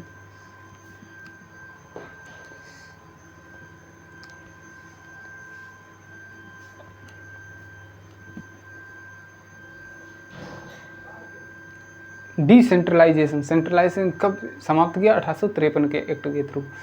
वहाँ से सेंट्रलाइजेशन स्टार्ट हुआ, डिसेंट्रलाइजेशन स्टार्ट हुआ, धीरे धीरे इनका विस्तार अभी तक हो रहा है। 1861 अधिनियम की प्रमुख प्रशासनिक विशेषताएं क्या थी, इसकी विशेषताएं क्या थी, इसका मतलब केंद्रीकरण। मद्रास और बम्बई प्रेसिडेंसियों को विधायी शक्तियों पुनः देकर विकेंद्रीकरण की शुरुआत। हमने कहा नहीं, 1853 के बाद इनके माइंड में विकेंद्रीकरण हो गया कि अब शक्तियों को पृथक्करण कर दिया जाए, शक्तियों को एक के अधीन न किया जाए। तो अब मद्रास जो बम्बई थी, जो उनकी शक्तियों को अधीन कर लिया था रेगुलेटिंग एक्ट में, अब उनको पुनः शक्तियाँ दी गई। रेगुलेटिंग एक्ट बंगाल के गवर्नर जनरल को मद्रास और बम्बई की शक्तियों के अधीन कर लिया गया था। बंगाल के गवर्नर जनरल ने मद्रास और बम्बई की शक्तियों को अपने अधीन कर लिया। अब उन्हें पुनः शक्ति देकर विकेंद्रीकरण की शुरुआत की। उल्टा 1773 के केंद्रीकरण कानून में, 1773 रेगुलेटिंग एक्ट वही केंद्रीय कानून में, वही कानून में 1937 में पूर्ण प्रांतीय स्वायत्तता, प्रोविजनल ऑटोमेसी तक पहुंच गई, मतलब पूर्ण स्वतंत्रता मिल गई थी 1937 तक प्रांतों को, ऑटोनॉमी। पोर्टफोलियो प्रणाली, लॉर्ड कैनिंग द्वारा 1859 में प्रारंभ परिषद का सदस्य एक या अधिक सरकारी विभागों का प्रभारी और अंतिम आदेश पारित करने का अधिकार था। पोर्टफोलियो अध्यादेश, वायसराय को आपातकाल में बिना काउंसिल की संतुष्टि के आदेश जारी करने की शक्ति दी। अब वायसराय के पास ये था कि काउंसिल थी 15 सदस्यीय, उसमें से कभी कभी उनका मतभेद होता था, तो अब उसको इतनी शक्ति दे दी गई वायसराय को, जैसे क्राउन हेड कंट्रोल किया रहता था, तो कि अब कोई भी मान लीजिए इमरजेंसी आई तो बिना परिषद के डायरेक्ट अध्यादेश जारी करके उसमें इमरजेंसी लगा सकता है। मान लीजिए आज के पहले तो था, आज प्रेसिडेंस हमारे यहाँ के राष्ट्रपति इमरजेंसी लगाएं तो डायरेक्ट नहीं लगा सकते हैं, पहले सबके सिग्नेचर होते हैं, मंत्री परिषद के, प्रधानमंत्री, मंत्रिपरिषद के सारे सिग्नेचर होके उसके बाद राष्ट्रपति इमरजेंसी लागू करते हैं। तो इसको डायरेक्ट शक्ति दे देगी वायसराय को, काउंसिल की संसद के अध्यादेश जारी करने की शक्ति। अवधि मात्र 6 माह तक की, 6 माह अभी भी हमारे यहाँ 6 माह की 6 माह की आपातकाल लगाया जाता है।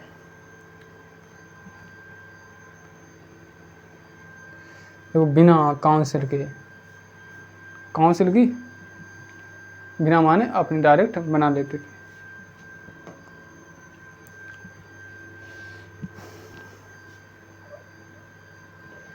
(1892) का भारत परिषद अधिनियम, परिषदों का विस्तार। अब परिषदें बढ़ती गईं, सरकारी और गैर सरकारी, सेंट्रल एंड प्रोविजनल काउंसिल, गैर सरकारी, ये गैर सरकारी थी और ये सरकारी, हालांकि बहुमत सरकारी सदस्यों का ही रहता था। परिषद में सरकारी सदस्यों का ही बहुमत रहता था। मान लीजिए कोई डिसीजन लिया जाए, तीन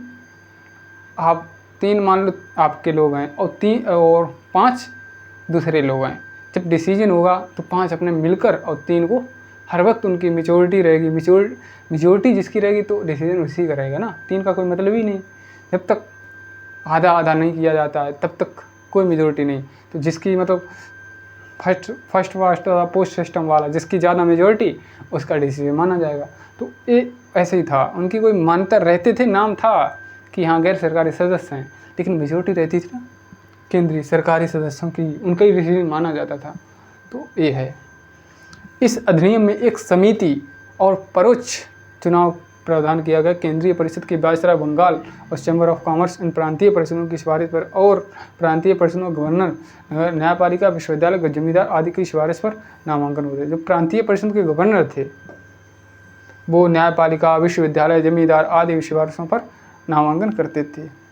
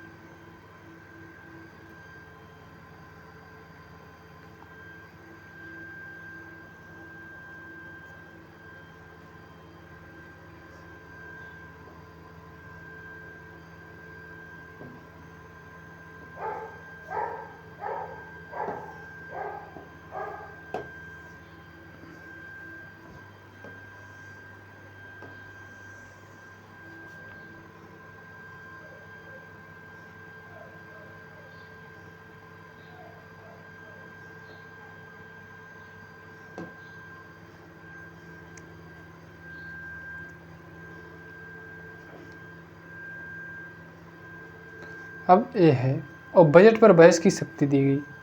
बजट पर बहस की शक्ति और कार्यपालिका में प्रश्न पूछने की शक्ति आ गई। अब बजट पर बहस भी कर सकते हो, थोड़ा थोड़ा राहत दी गई कि हाँ आप बहस कर सकते हो। और यहीं से कॉन्फिडेंस भी आया हमारे यहाँ इंडिया के लोगों, धीरे वो बहस भी करने लगे, तर्क वितर्क करने लगे। तो कार्यपालिका में प्रश्न पूछने की शक्ति, तो कॉन्फिडेंस आया ऐसे धीरे धीरे।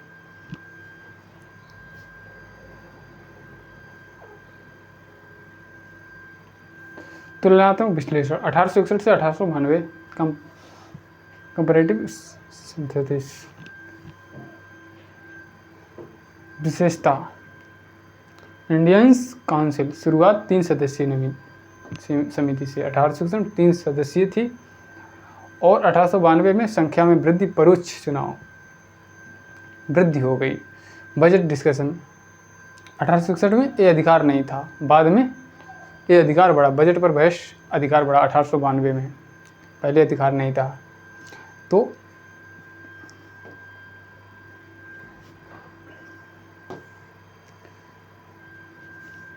क्वेश्चनिंग एग्जीक्यूटिव अधिकार नहीं था क्वेश्चन करने का, बाद में प्रश्न पूछने का अधिकार आ गया 1892 में। 1892 के एक्ट में अधिकार। ऑफिशियल मेजोरिटी यहाँ नहीं थी, हाँ फिर बाद में बहुमत में बरकरार रहा, फिर बाद में बहुमत बन गया, मेजोरिटी आ गई इनकी।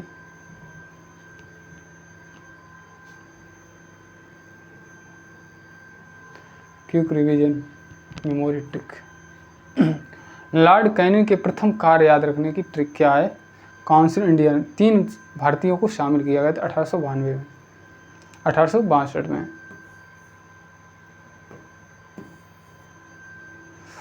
ऑर्डिनरी अध्यादेश जारी करने की शक्ति 6 महीने तक। कौन? वायसराय। पोर्टफोलियो सिस्टम, पोर्टफोलियो 1859 में स्टार्ट हुई। 1858 के एक्ट के द्वैध शासन का अंत, end of dual government, Bharat सचिव पद का सृजन। अब द्वैध शासन समाप्त हो गया, राजनीतिक और प्रशासनिक कार्य जो थे उनको समाप्त करके एक सेंट्रल सरकार के अधीन आ गए। 1861 एक्ट के विकेंद्रीकरण की शुरुआत। यहाँ 1861 पूर्ण मतलब दूर से देख रहे हैं, अब विकेंद्रीकरण स्टार्ट हो गया क्योंकि रिवोल्ट हुआ। रिवोल्ट की वजह से मतलब विद्रोह और ना हो, तो भागीदारी दी गई, लोकल लोगों को रिप्रेजेंटेशन दिया गया। 1862 में एक बजट बहस हुई। 1892 में बजट पर बहस होने की वो हो गई। अब क्वेश्चन है, PYQ ओरिएंटेड है। तो किस अधिनियम के तहत भारत के गवर्नर जनरल को अध्यादेश जारी करने की शक्ति प्रदान की गई थी? गवर्नर जनरल को 1861।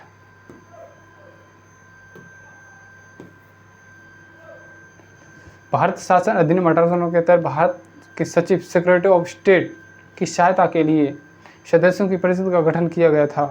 15 मतलब उसकी सहायता के लिए 15 सदस्यीय परिषद का गठन किया गया था। और जब रेगुलेटिंग एक्ट में परिषद में कितनी? 4 सदस्य। जब रेगुलेटिंग परिषद कौन थी? उसमें गवर्नर जनरल को कितने सदस्यीय परिषद थी? 4 सदस्यीय, इसमें 15 सदस्यीय। ये डिफरेंस याद रखना। निम्नलिखित में से किसे 1862 में लॉर्ड कैनिंग द्वारा विधान परिषद में नामित नहीं किया गया था? सैयद अहमद खान। ये तो थे ही नहीं, ये 3 थे, बनारस के राजा, पटियाला के महाराजा, सर दिनकर राव। ये मतलब नामित नहीं किया गया। ये क्वेश्चन है ना, नामित नहीं किया गया है तो सर सैयद अहमद, और नामित अगर किया जाता है तो ये तीनों थे, इनको नामित किया गया था 1861 के 18 लॉर्ड कैनिंग के द्वारा विधान परिषद।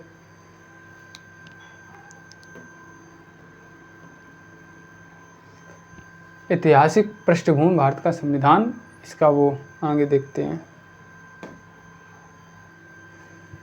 20 अगस्त 1917 की घोषणा।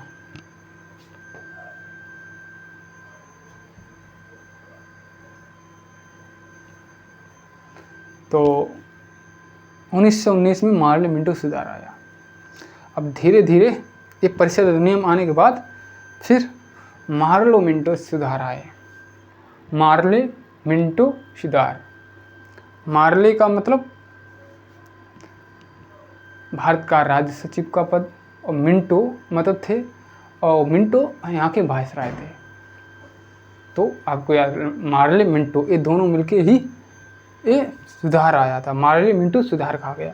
कब आया था? 1909 में। यहाँ से क्वेश्चन बनता है 1909 में क्या है? मार्ले मिंटो सुधार। मार्ले कौन थे? मिंटो कौन थे? आपको बताया, सचिव थे, भारत राज्य सचिव।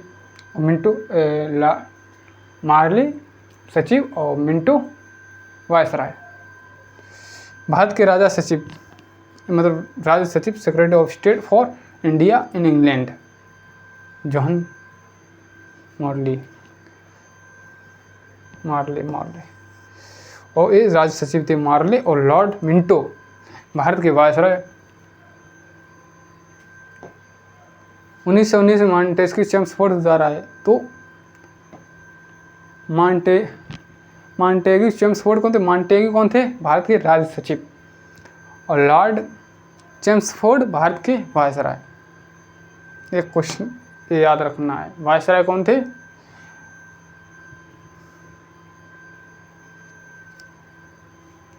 चेम्सफोर्ड और राज्य सचिव मॉन्टेग्यू। 1909 एक्ट विधायिका और कार्यपालिका का विस्तार। जब 1909 का एक्ट आया, इसी में सांप्रदायिक हिंदू मुस्लिम विभाजन का भी उन्होंने वो कर दिया। तो ये विभाजन की नीति लागू कर दी, विभाजन, सांप्रदायिक विभाजन। तो इसमें केंद्रीय Vidhan Parishad central council size of increase from 16 से 16 से 60 तक। इसमें संख्या बढ़ा दी गई केंद्रीय विधान परिषद में। केंद्रीय विधान परिषद मतलब आज की हमारी संसद। प्रांतीय परिषद आज की हमारी राज्य सरकार की विधायिका और कार्यपालिका। प्रोविजंस काउंसिलों की संख्या एक समान नहीं थी, एक समान सब राज्यों के हिसाब से। आज भी हमारे यहाँ प्रोविजन विधायिका और जो हैं उनकी संख्या एक समान नहीं। कहीं असम में अलग है, सिक्किम में अलग है, यूपी में अलग है, यूपी में 403 है, कहीं अलग है। तो सब में अलग अलग हैं विधानसभाएं और विधान परिषद की संख्या। तो first time Indian entry in victories governors in कार्यपालिका परिषद, सत्येंद्र प्रसाद सिन्हा। जो इसके सदस्य पहले कौन थे? विधि सदस्य कौन थे? सत्येंद्र प्रसाद सिन्हा भारतीय विधि सदस्य बने पहले। और अनुपूरक प्रश्न पूछना था और बजट पर संकल्प रखना था। अनुपूरक प्रश्न पूछ सकते हो आप, जो जिसका उत्तर दिया जा सके, कोई वैसा प्रश्न नहीं कर सकते हो। बजट पर बजट संकल्प था।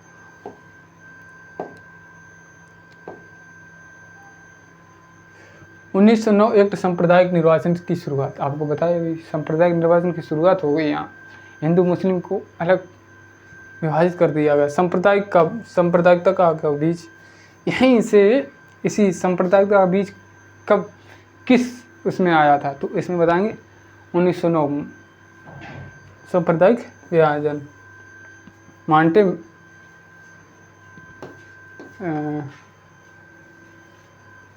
इसको प्रथम निर्वाचन सेपरेट इलेक्टोरेट। मुस्लिम सदस्यों का चुनाव केवल मुस्लिम मतदाता ही कर सकते हैं। यही सांप्रदायिकता थी। मुस्लिम सदस्य मुस्लिम के मतदाता ही चुनाव कर सकते। इस अधिनियम में सांप्रदायिकता को वैधानिकता लीगलिटी प्रदान की।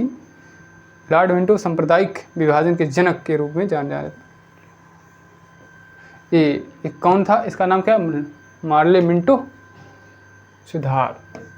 Morley Minto. दूसरा नाम क्या था? Morley Minto.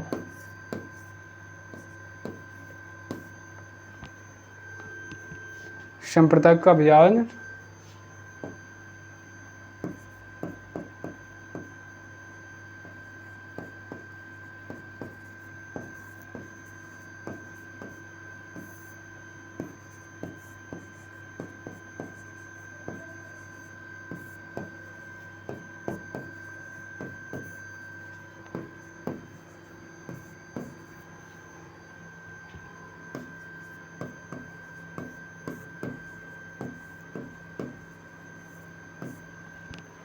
सांप्रदायिकता के विभाजक का जनक कौन था? Lord Minto.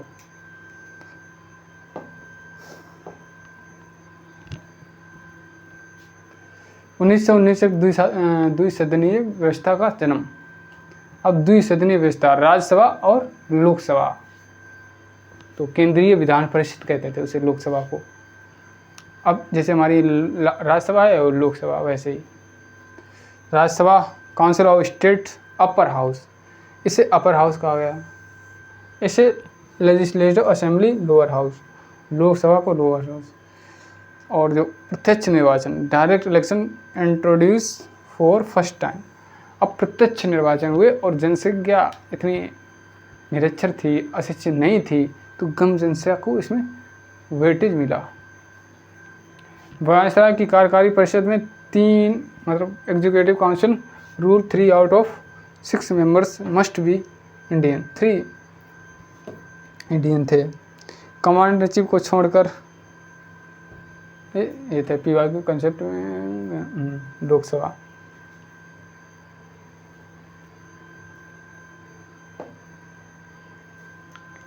उन्नीस एक्ट में प्रांतों में ध्वज शासन आया। प्रोविजनल सब्जेक्ट केंद्रीय और एकात्मक, ध्वज शासन केंद्रीय, इसमें ध्वज शासन और केंद्रीय और एकात्मक, सेंट्रलाइजेशन और यूनिटेटरी। आरक्षित विषय क्या थे? गवर्नर जनरल प्लस कार्यपालिका परिषद। विधान परिषद के प्रति उत्तरदायी नहीं थे। ये आरक्षित विषय विधान परिषद के प्रति उत्तरदायी नहीं थे। ये हस्तांतरित विषय में गवर्नर और मंत्री प्लस गवर्नर प्लस मंत्री विधान परिषद के प्रति उत्तरदायी थे। ये आरक्षित मान लीजिए आज हमारी गवर्नमेंट जो है, जो सांसद हैं, ये उत्तरदायी है, उत्तरदायित्व है इनके अंदर। जो राज्यसभा के सदस्य, उनके उत्तरदायित्व नहीं होता, ये चुने जाते हैं ऐसे अलग से, और जो चुनाव के थ्रू चुने जाते इनका उत्तरदायित्व होता है। जनता जिसमें वोट करती है, तो इनका उत्तरदायित्व हस्तांतरित विषय में गवर्नर प्रधानमंत्री विधान परिषद के प्रति उत्तरदायी थे।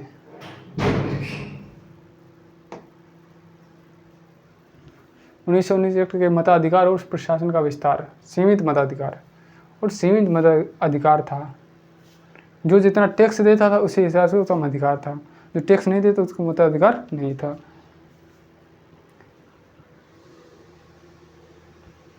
और शिक्षित लोग को ही इसमें, अशिक्षित लोगों को नहीं इसमें भागीदारी मिली। तो पहले सिखों, भारतीय ईसाइयों, आंग्ल भारतीयों, यूरोपियों को पहले क्या हुआ, इसमें 1919 इसको इसमें आया। इसके बाद इसमें विभाजन हुआ। इसमें तो और बड़े लेवल विभाजन कर दिया 1919 के एक्ट में। तो पहले 1919 मुस्लिम वाला था, फिर बाद में सिखों, भारतीय ईसाइयों, आंग्ल भारतीय ईसाइयों, यूरोपियों सबको इसमें कर दिया सांप्रदायिक विभाजन के लिए। नींव किसने भी बोई है? 1909, हाँ 1909 इसमें बीजारोपण कर दिया सांप्रदायिक विभाजन का। उसके बाद ये सब आगे बढ़ता रहा।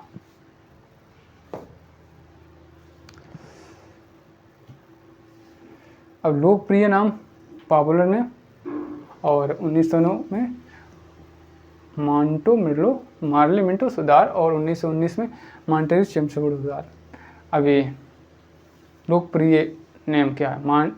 मार्ले मिंटो सुधार और मॉन्टेस्क्यू चेम्सफोर्ड सुधार। प्रांतीय प्रशासन में सामान्य और ध्वज शासन। इसमें केंद्रीय विधायिका में 1909 में एक सदनीय आकार में वृद्धि हुई, और इसमें द्विसदनीय व्यवस्था 1919 में। चुनाव प्रणाली में अप्रत्यक्ष था और फिर पहली बार ये प्रत्यक्ष हुआ। लेकिन प्रत्यक्ष ऐसे हुआ, पहले जो टैक्स ज़्यादा देता है, जो शिक्षित है, कम रेशियो में, मतलब कम लोगों का रेशियो रहा इसमें। जनसंख्या पढ़ी नहीं थी हमारे यहाँ की, पहली बार ये प्रत्यक्ष हुआ। और इसमें पृथक निर्वाचन हो, केवल मुस्लिमों के लिए, केवल मुस्लिमों के लिए इसमें था। 1909 एक्ट में क्या पूछेगा क्वेश्चन, केवल मुस्लिम के लिए कौन सा एक्ट था? 1909 मार्ले मिंटो सुधार। इसमें सिर्फ मुस्लिम, इसमें मॉन्टेस्क्यू चेम्सफोर्ड सुधार, इसमें सिखों, ईसाइयों, आंग्ल भारतीयों तक विस्तार किया गया। कार्यकारी परिषद में एक भारतीय एसपी सिन्हा थे। इसमें 3 भारतीय आउट ऑफ 6 में से 3 कार्यकारी सदस्य, इसमें 3 थे।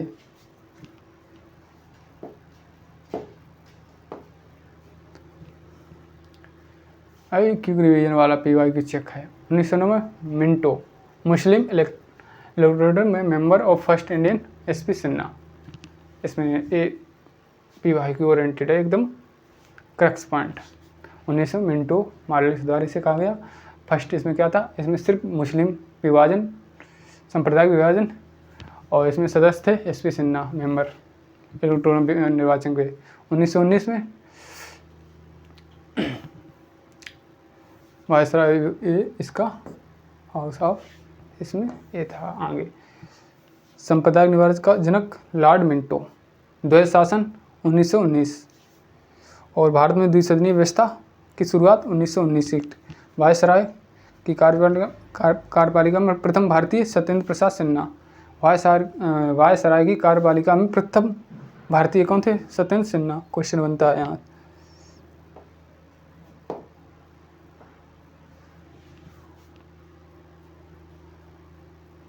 तो हम लोग आज चैप्टर यहीं समाप्त करते हैं। इस पार्ट को यहीं समाप्त कर, अगले दिन हम लोग तीसरा पार्ट लाएंगे। आज के लिए धन्यवाद सभी को। चलिए।